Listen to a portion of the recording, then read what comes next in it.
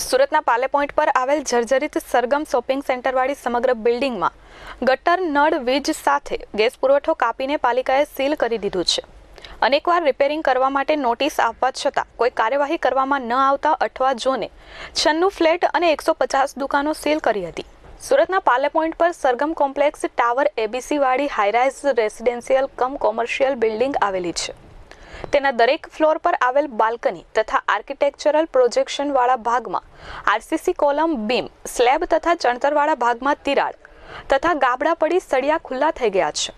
Building જર્જરિત થતા અહીંયા રહેનારા રહીશોની સાથે રસ્તેથી અવરજવર કરનારા લોકોને નુકસાન પહોંચે તેવી શક્યતા છે, જેથી પાલિકાએ મકાનને રિપેરિંગ કરવા માટે નોટિસ આપી હતી, પરંતુ બિલ્ડિંગ રિપેરિંગ ન કરાવતા 2020માં લોકડાઉન પહેલા 4 માર્ચના રોજ ત્યારબાદ 12 જૂનના રોજ ફરી નોટિસ અપાઈ હતી।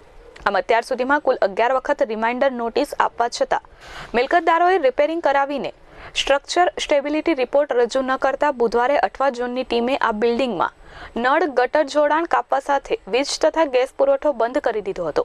આ બિલ્ડિંગના એ અને બી ટાવરના 32 રહેણાંક ફ્લેટ સાથે 2 હોલ અને સી ટારના 32 ફ્લેટ અને સરગમ શોપિંગ કોમ્પ્લેક્સની દુકાનનો વપરાશ ખાલી કરાવી સમગ્ર મિલકતને સીલ કરી દીધી હતી।